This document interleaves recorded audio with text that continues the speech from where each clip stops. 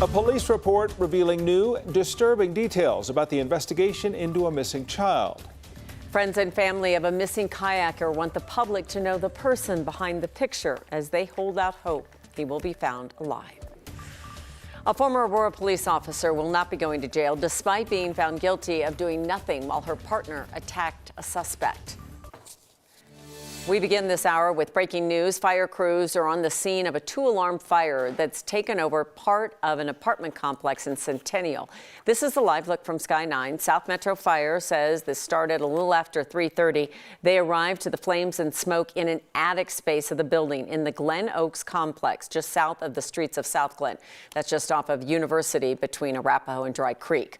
Firefighters have been battling heavy fire conditions as part of the roof collapse during this battle. They were forced to call out for help from a second crew. When they first arrived, there was so much smoke and fire. Good news, firefighters say everyone inside got out safely. We don't know of any injuries at all. President Biden is going to be speaking to the nation in just a moment. The White House press secretary says the president will be talking about the agreement to extend the debt ceiling and stress that it did happen thanks to what was bipartisan cooperation. We'll bring you part of that speech when it starts. We'll also be streaming it for you, available at 9news.com. Now, though, we turn to our top stories. And we have new information in the case of a 5-year-old girl found dead in Aurora. We want to warn you, the new details in this story are graphic. Court documents say police found burned human remains at an apartment, and they explain why the mother is now facing charges. Here with more is investigative reporter Jeremy Hahola. Investigators don't know exactly what happened yet to 5-year-old Mahalia Hobbs, who was listed as missing earlier this week. But police say they strongly believe the remains of a child found at a complex in Aurora are her. Mahalia's mother, 27-year-old Alexis Nelson, is currently in jail. New documents indicate she's facing 4 charges, including child abuse and tampering with a deceased human body. When police went to ask Nelson where her daughter was, she claimed she put her up for adoption. Police did not find any adoption records of the 5-year-old girl and executed a search warrant inside Nelson's apartment. They eventually found a bag of charred human remains in a utility closet on the balcony. Investigators also found bone fragments in the fireplace. In the documents, family described Nelson as being isolated who rarely answered calls. Family members also described seeing Mahalia alive over FaceTime in early May when her mother directed the little girl to say goodbye to them. That may have been the last time anybody saw Mahalia alive. The new documents this afternoon also say a maintenance worker claimed he entered the apartment before all of this happened and noticed a door that was closed that was tied to a rope to another door. The coroner has confirmed to us it has conducted an autopsy on the remains, but that it will most likely take weeks to scientifically and officially identify the child.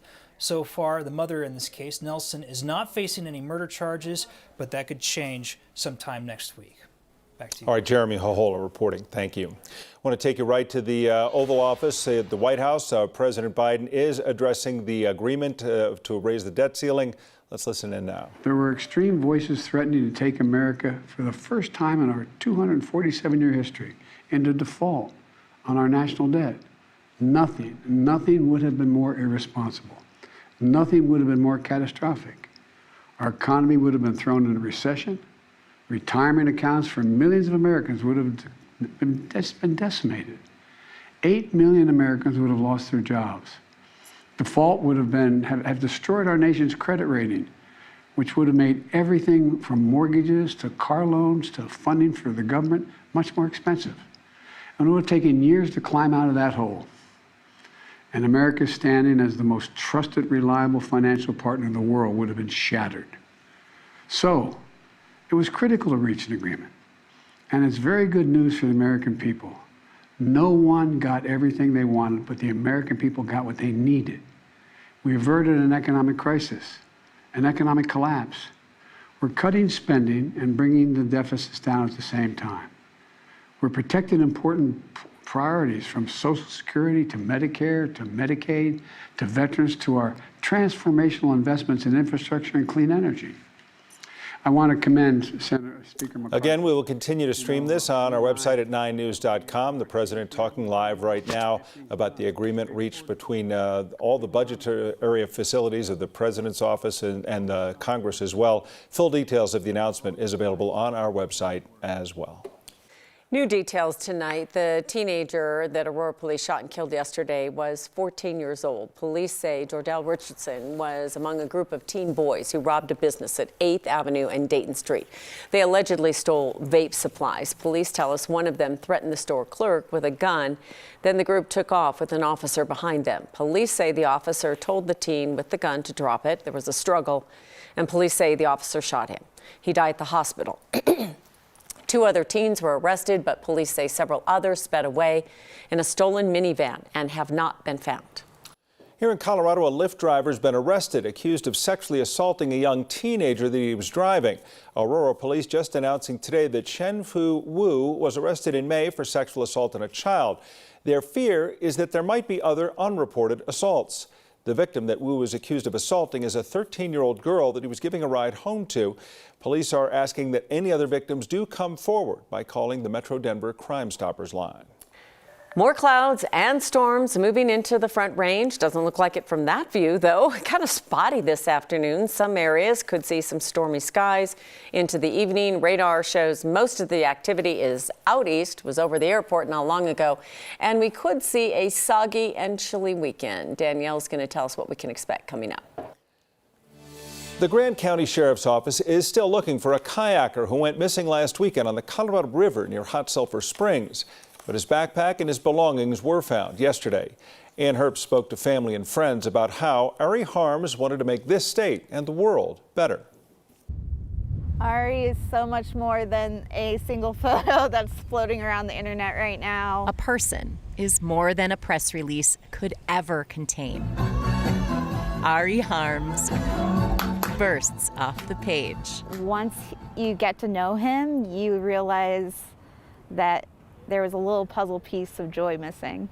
I can just in my head right now hear Ari's laugh. To Jamie C. That's a laugh you don't forget.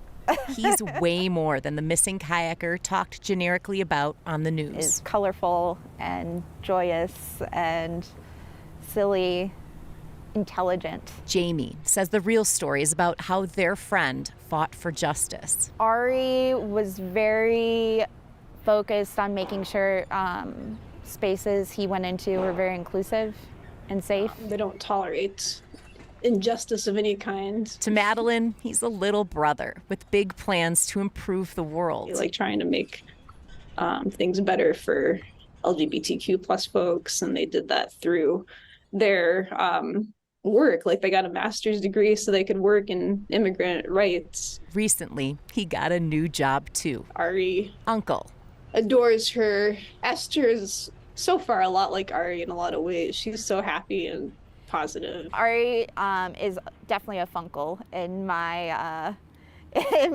brain. The funnest uncle you could be around. They just want the best for everybody. A couple 100-word sheriff's report could never say all that. He will always light up your world.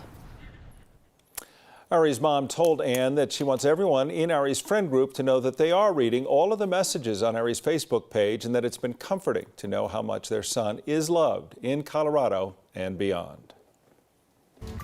A first-of-its-kind sentencing in Colorado. A former police officer finds out her punishment after standing by and watching another officer brutally beat a man.